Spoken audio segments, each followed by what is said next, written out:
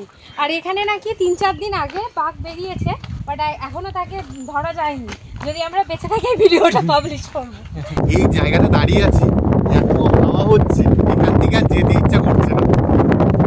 নিশ্চয়ই দেখতে পাচ্ছ, জুম করে দেখাই, এই ফুলগুলো দেখতে পাচ্ছ, এটা হলো সুন্দরবনের ঐতিহ্যটা এখানে দেখিয়েছে। করা হয়, মাছ ধরা হয়, মাছ ধরছেন দেখো, পুলিশের বোট, এটা শ্রুতি খাল। এটা কোনো নাম নেই, মানে এটা সুন্দরবনের ভিতরেই, বাট এটা কোনো নাম নেই। আচ্ছা, মানে এখানে নদীর জল ওঠে? হ্যাঁ, এখানে নদীর জল ওঠে। আর ওপারে পুরো গভীর জঙ্গল, ওই পারে বাঘ থাকে। আর এটা হলো জেটি ঘাট। সুন্দরবন আর কালবৈশাখী অসাধারণ। আগের পর্বে তোমাদেরকে দেখিয়েছি আমরা বারুইপুর থেকে সুন্দরবনের ঝড়খালি এসেছি মিলির বিয়ে উপলক্ষে মিলিদের বাড়িতে। তারপর কিছুক্ষণ রেস্ট নিয়ে খাওয়া দাওয়া সেরে বার হয়ে পড়লাম ঝড়খালি দেখার উদ্দেশ্যে। আর দেরি না করে চলো শুরু করা যাক সত্যি মায়েরির আরও একটা ব্র্যান্ড নিউ ব্লগ। আজকে আমাদের ঝড়খালি ঘুরিয়ে দেখাবে মিলির ভাই অরূপ। এটা হলো মিলির ভাই, একটু হাই করে দে। ও কিন্তু আমাদের গাইড, আমরা দুপুরে ঘুমাতে দিইনি, খুব অত্যাচার করছি এসেই, বলেছি তুই চ নিয়ে চ। আর পরিবেশটা দেখো, চারিদিকে ফাঁকা ধান ক্ষেত, আর এগুলো পুকুর বড় বড়, আর হাওয়াটা তো দারুণ হচ্ছে। আমরা ঘুরতে ঘুরতে এদিকে চলে আসলাম, এখানে দেখলাম একটা একান্ত আপন লজ আছে। আর এই পারটা দেখো, মাছের ভেরি আছে, মানে মাছ চাষ হয়।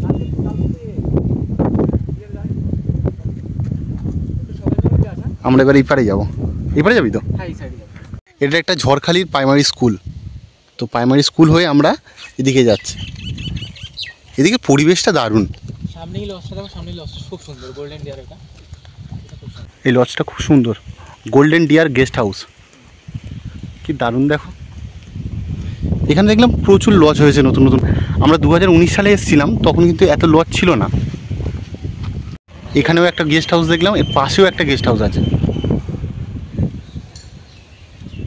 চলো এই রাস্তা ধরে যাই এখন। দিক থেকে আসছিলাম, দেখছিলাম যে এখানে বলছিলাম না ফিশারি, এখানে কাঁকড়া চিংড়ি চাষ করা হয়। জায়গাটা দেখো কি দারুণ লাগছে, আর হাওয়াটাও মারাত্মক হচ্ছে। আমরা এখন ঝড়খালি যে রেস্কিউ সেন্টার আছে সেই দিকে যাচ্ছি। আর এই পাশে জঙ্গল, এটা কিসের জঙ্গল? এটা হচ্ছে অ্যাকচুয়ালি, মানে এটা কোনো নাম নেই, মানে এটা সুন্দরবনের ভিতরেই, বাট এটা কোনো নাম নেই। আচ্ছা, মানে এখানে নদীর জল ওঠে? হ্যাঁ, এখানে নদীর জল ওঠে। আচ্ছা, মানে সুন্দরী, গরান, গেঁয়ো এইসব গাছ দিয়ে ভর্তি। হ্যাঁ, হেতাল গাছও আছে এই যে। ও আচ্ছা, হ্যাঁ, হেতাল, বাঘ লুকিয়ে থাকে। হেতাল গাছ তো? হ্যাঁ, হেতাল গাছের পিছনে নাকি বাঘ লুকিয়ে থাকে। আর এখানে নাকি 3-4 দিন আগে বাঘ বেরিয়েছে, বাট এখনো তাকে ধরা যায়নি। যদি আমরা বেঁচে থাকি ভিডিওটা পাবলিশ করব। এটা খাঁড়ি মতন দেখা যাচ্ছে। আমরা এবার এই রাস্তা ধরে সোজা যাচ্ছি। এই যে ঘরটা দেখতে পাচ্ছ, এটা নৌকার উপরে আছে, আর এখানে বোটিং হতো। এখন জল নেই, বোধহয় বোটিং হয় না। গরমকালে এইসব জায়গায় ঘুরতে আসার জন্য পারফেক্ট না, এখানে শীতকাল একদম পারফেক্ট। এই জায়গাটা দেখো, এই জায়গাটা পরে ঢুকবো, আগে আমরা রেস্কিউ সেন্টারের দিকে যাচ্ছি, কারণ ওটা 4টের সময় বন্ধ হয়ে যাবে। এই যে রাস্তাটা হেঁটে যাচ্ছি, দারুণ লাগছে, আর কোকিল লাগছে দেখো।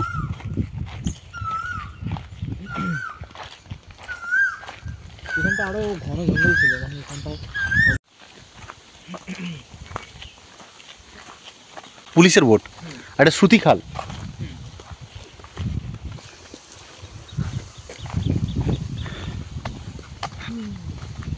এখানে একটা মন্দির আছে, বহু পুরানো মন্দির। আর এখানে শীতলা মন্দির, তাই তো? আর কি কাহিনী কি আছে? এখানে যারা হচ্ছে তোমার, যারা জঙ্গলে যেত, তারা হচ্ছে প্রথম এখানে পুজো দিয়ে তারা জঙ্গলে যেত। আচ্ছা, যেমন সুন্দরবনে বন বিমাকে পুজো করে যায়, সেরকম শীতলা মায়ের মন্দির ছিল এটা। এইখানে প্রাচীন মন্দির এটা, এখনো মূর্তি আছে মায়ের। হ্যাঁ, ওই তো দেখা যাচ্ছে। আচ্ছা, কিন্তু যেহেতু বাগান হয়ে আছে, জঙ্গল তো আমরা জানি না খুব একটা, ওই জন্য ভেতরটা ঢুকলাম না। সাপ খোপ থাকে, ভয় লাগে। এই যে গাছটা দেখতে পাচ্ছ, এটা হলো সুন্দরী গাছ, আর এটা হলো কাঁকড়া গাছ। ঝাউ গাছের হাওয়াটা হচ্ছে, আওয়াজটা অন্যরকম।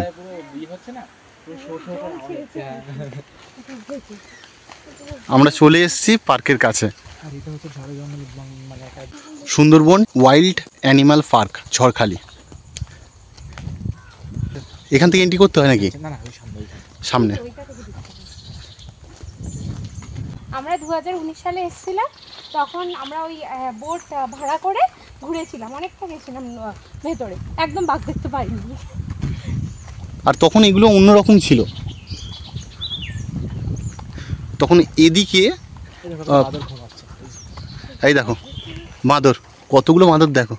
ছোট্ট একটা বাচ্চা, ও কোন দেখছে, সবাই এখন ব্যস্ত ওরা। আর এই নিচ থেকে কি একটা খুঁজে বার করছে, বোতল। জল আছে কিনা সামনেও দেখো। এই দেখো এই জায়গাটা দেখো কি অপূর্ব লাগছে। মানে সুন্দরবনের পুরো ধরে তুলে ধরেছে দেখো। হ্যাঁ, মানে সুন্দরবনের ঐতিহ্যটা এখানে দেখিয়েছে। কি করা হয়, মাছ ধরা হয়। আর এখানে কিন্তু বাঁদর আছে, বাঁদরই মারবে। এই দেখো আসছে। আমরা এখন যাচ্ছি সুন্দরবন রেস্কিউ সেন্টারের ভিতরে।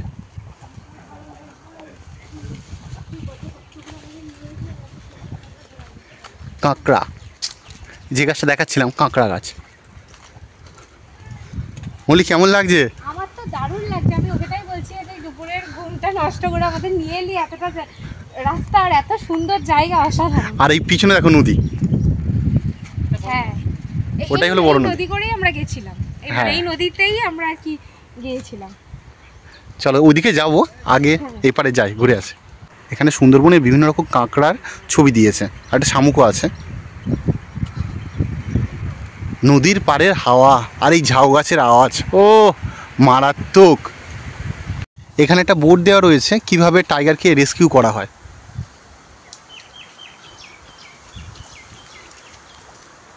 সামনে আছে এন্ট্রি গেট, সেখান থেকে টিকিট কেটে আমরা ভিতরে প্রবেশ করব। আমরা রেস্কিউ সেন্টারে এসেছি, আর এখানে দেখো প্রত্যেক সপ্তাহে বৃহস্পতিবার করে বন্ধ থাকবে, আজকের বৃহস্পতিবার। আর টিকিট মূল্য 30 টাকা। সকাল 8:30 থেকে 4টে পর্যন্ত খোলা থাকে। খাবার নিয়ে ভিতরে প্রবেশ নিষেধ, কিন্তু আমাদের ব্যাড লাক, আজকে বৃহস্পতিবার, জায়গাটা বন্ধ। আর কিছু দেখাতে পারলাম না। আমরা এইখান থেকে ঘুরে এবার যাচ্ছি নদীর পাড়ে। বাঘগুলোকে রেস্কিউ করা হয় এই যে জায়গাটা দেখতে পাচ্ছ, এই রাস্তাটা একদম নদীর পাড়ে চলে গেছে। এইখান থেকে বাঘগুলোকে রেস্কিউ করে আনা হয়, এনে এই পার থেকে সোজা নিয়ে চলে যাওয়া হয় বাঘকে, আর এই দিক থেকে কুমির নিয়ে যাওয়া হয়। চলো, আমাদের আজকে ব্যাড লাক না, আজকে এমনি বন্ধ থাকে। আমরা ট্রাই করব, আবার আমরা 2 দিন আছি, কালকেও ট্রাই করব। দেখা যাক।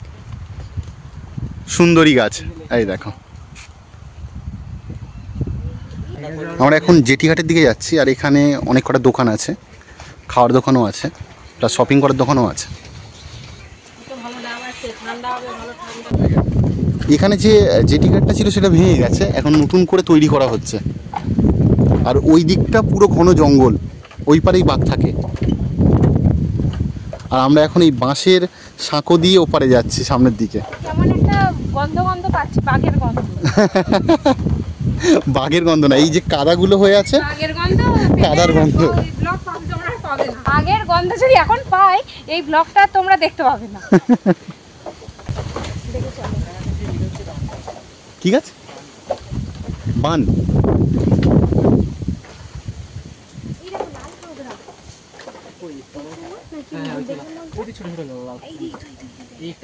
ওই একটা বাইছে লাল কাঁকড়া, অনেক কালারের ছিল এখানে কাঁকড়া।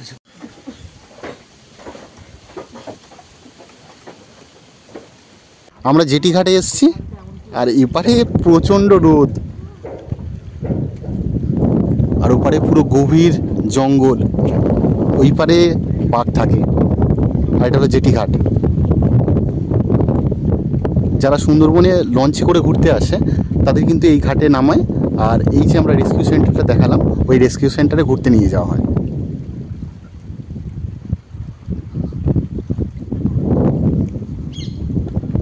টিয়া পাখির আওয়াজ, এই দেখো টিয়া পাখি। এগুলো বন টিয়া পাখি যেটা হয়, ওই বন টিয়া।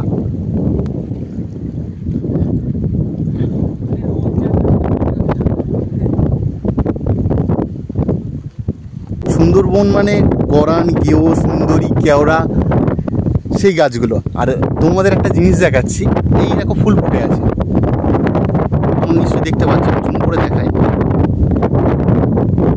এই ফুলগুলো দেখতে পাচ্ছ, এটা হলো কেওড়া গাছের ফুল। এই কেওড়া ফুলের মধু হবে এবার। আর এই মধু নাকি খুব সুগন্ধি হয়।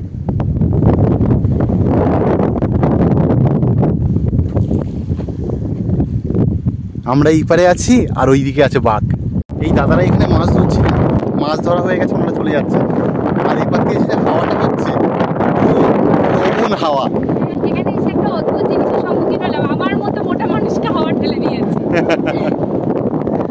আর এই জায়গাটার ভিউটা দেখো,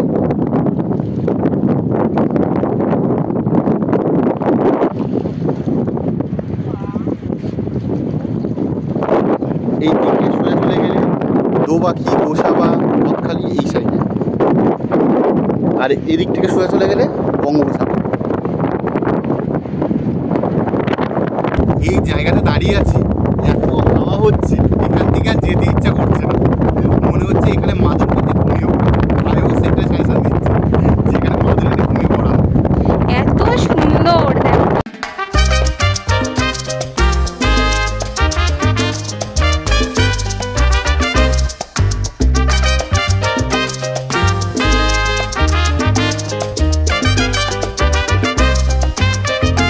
2019 সালের কথা মনে পড়ছে, আমরা সবাই মিলে এসেছিলাম, তখন আমরা ব্লগ করতাম না, বললে থেকে যেত, তাই না বলো?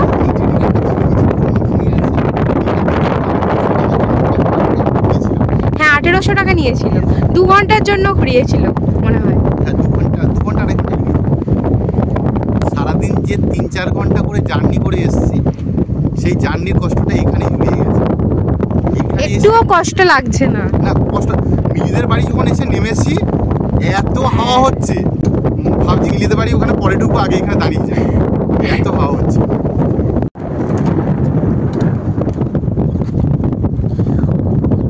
ওনারা মাছ ধরছেন দেখো, আগে এখানে ধরছিলেন, এখন ওখানে চলে গেছেন। আর চিল দেখো, চিলগুলো ওপারে যেতে চাইছি কিন্তু যেতে পারছে না, এত হাওয়া হচ্ছে।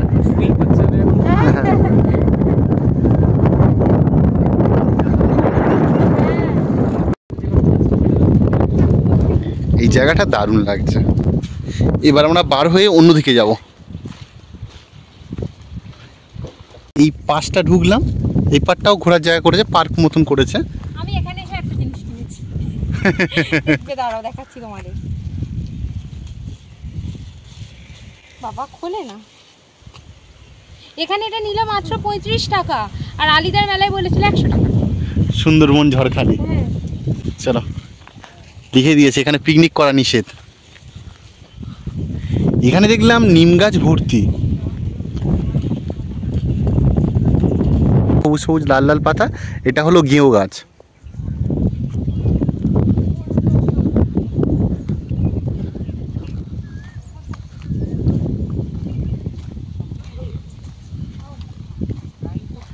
ওই দিকটা হলো বাঘের খাঁচা, কিন্তু আজকের বৃহস্পতিবার আমরা আর ঢুকতে পারলাম না। এপারে একটা রিসর্ট আছে দেখলাম, ঝড়ে জলে জঙ্গলে, এটা বেশ দারুণ, আর অনেকটা বড় এরিয়া জুড়ে আছে। আমরা এই রাস্তায় হেঁটে যাচ্ছি। এই ঝাউ গাছটা দেখো অন্যরকম, এটা নোনা ঝাউ গাছ। এটা স্বর্ণলতা গাছ, আর এটাই ছুরি, পুরো চাউমিনের মতো, পুরো চাউমিন। এটা হলো ঝড়খালি পুলিশ স্টেশন। এবার পুলিশ স্টেশনের পাশ দিয়ে এই রাস্তায় আমরা ভিতরে প্রবেশ করব। এই জায়গাটা ঢুকছি, এই জায়গাটা দেখো অন্যরকম, আর নদীর পাড়ে এত হাওয়া হচ্ছে, শান্তি। সুন্দরবন ট্যুর করবে তারা ঝড়খালি সেই ট্যুরের মধ্যে পেয়ে যাও। আর একদিনে যদি আসতে চাও কলকাতা থেকে, তাহলে গাড়ি বুক করে আসতে হবে, কারণ এমনি যদি আসা যায় পার হেড কিন্তু অনেক টাকা খরচা পড়ে যাবে, প্লাস রাতে ফেরার প্রবলেম হয়ে যাবে। সেই জন্যে ঝড়খালি একদিনের ট্যুর করতে গেলে গাড়ি করে আসতে হবে। আর বৃহস্পতিবার আসা যাবে না, কারণ বৃহস্পতিবার দিন এই যে টাইগার রেস্কিউ সেন্টারটা আছে সেটা পুরোপুরি বন্ধ থাকে, এছাড়া আদার্স ডে সব দিনই খোলা থাকে। ধানগুলো পেকে দেখো সোনালি হয়ে আছে, এই যে দৃশ্যটা অপূর্ব। এটার ফিলটা নিতে হলে এরকম গ্রামের মধ্যে ঘুরতে হবে, আর আমরা গ্রামের মধ্যেই ঘুরছি এখন, তাই তো? আর এখানেও প্রচুর হোমস্টে আছে, ঝড়খালি এসে থাকতে চাও। যখন দুপুরবেলা আমরা গিয়েছিলাম এই জায়গাটা ফাঁকা ছিল, এখন দেখো বাজার বসেছে। এটা সমবায় সমিতি মোড়। আমরা এই রাস্তা দিয়ে এখন বাড়ি ফিরছি, আর এইখানে এই ফুলটা হয়ে আছে, দেখো কি দারুণ কালার। আর এর পাশে এটা কি বাক্স বাদাম? না, এটা শিমুল গাছ, যে শিমুল তুলো হয় আচ্ছা আচ্ছা। সেই গাছ। এই ফুলটা বেশ দারুণ লাগছে। আর এপারে দেখো ফাঁকা মাঠ, এখানে ধান চাষ হয়েছিল, ধান কাটা হয়ে গেছে, এই ধান তুলে রাখা হয়েছে। দেখো খেজুর গাছ। ঘুরে আমরা বাড়ির দিকে যাচ্ছি, আর এরকম অন্ধকার করে এসছে আকাশটা, আর ঠান্ডা হাওয়া। সুন্দরবনে এসে কালবৈশাখী দেখছি, দারুণ লাগছে। এইটা আমি এক্সপেক্ট করেছিলাম, আমি চেয়েছিলাম যাতে এরকম দেখতে পাই। আর পুরো ছোটবেলার কথা মনে পড়ছে, মাঠে খেলতাম আর এইরকম ঝড় উঠতো, ছুটে বাড়ি চলে আসতাম। বাইরের ওয়েদারটা দেখো।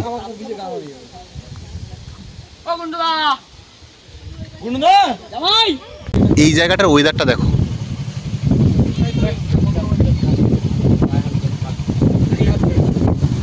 সুন্দরবন আর কালবৈশাখী অসাধারণ। কেমন লাগছে মৌলি? অসাধারণ অসাধারণ অসাধারণ, কোনো কিছু কোনো ভাষায় ব্যাখ্যা করা যাবে না। ফ্রেশ এয়ার, একদম ফ্রেশ। সামনে যে সোনালী কালারটা দেখতে পাচ্ছ, ওটা কিন্তু ধান পেকে আছে। আর এই কালবৈশাখী আর গ্রাম বাংলা, ও দারুণ কম্বিনেশন। ঝড়খালির এই যে টাইগার রিজার্ভের ব্লগটা তোমাদের ভিতরটা দেখাতে পারলাম না, যতটা পারলাম আমরা দেখালাম, কারণ বন্ধ আছে, সেটা তো আগে বললাম।